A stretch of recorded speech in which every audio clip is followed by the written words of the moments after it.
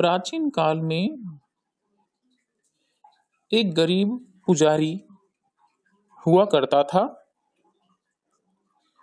उस पुजारी की मृत्यु के बाद उसकी विधवा पत्नी अपने भरण पोषण के लिए पुत्र के साथ लेकर भीख मांगती हुई शाम तक घर वापस आती थी।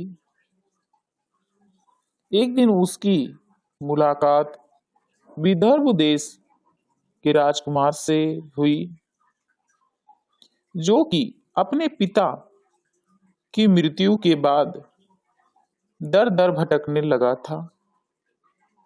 उसकी यह हालत पुजारी की पत्नी से देखी नहीं गई।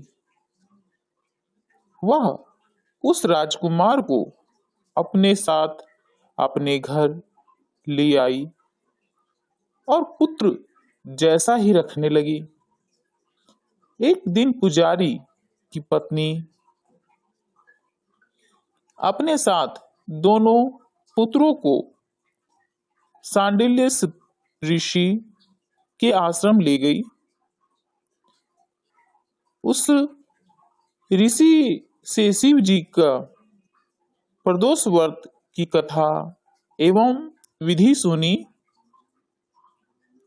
और घर जाकर अब वह भी प्रदोष व्रत करने लगी। एक बार दोनों बालक वन में घूम रहे थे।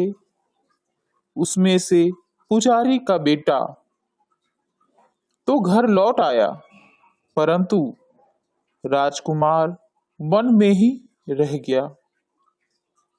उस राजकुमार ने गंधर्व कन्याओं को कीड़ा करते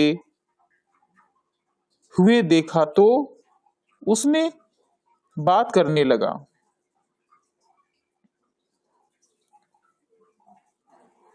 उस कन्या का नाम अंशुमति था। उस दिन वह राजकुमार घर देर से लौटा।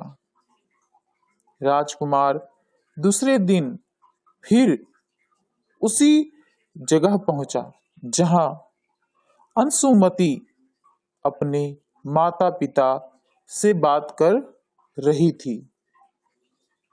तभी अंशुमति के माता पिता ने उस राजकुमार को पहचान लिया तथा उससे कहा कि आप तो विदर्भ नगर के राजकुमार हो ना? आपका नाम धर्मगुप्त है। अंशुमति के माता पिता को यह राजकुमार पसंद आया और उन्होंने कहा कि शिव जी की कृपा से हम अपनी पुत्री का विवाह आपसे करना चाहते हैं।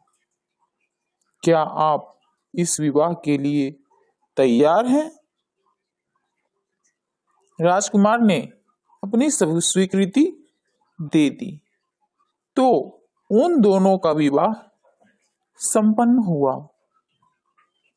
बाद में राजकुमार ने गंधर्व की विशाल सेना के साथ विदर्भ पर हमला किया और घमासान युद्ध पर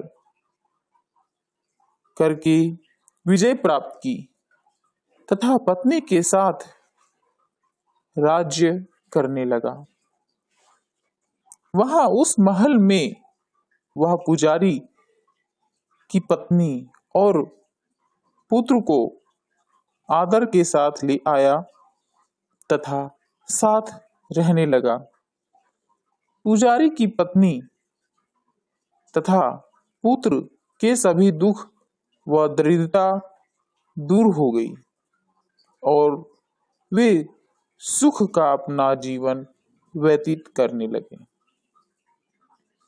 एक दिन अंशुमति ने राजकुमार से इन सभी बातों के पीछे का कारण और रहस्य पूछा।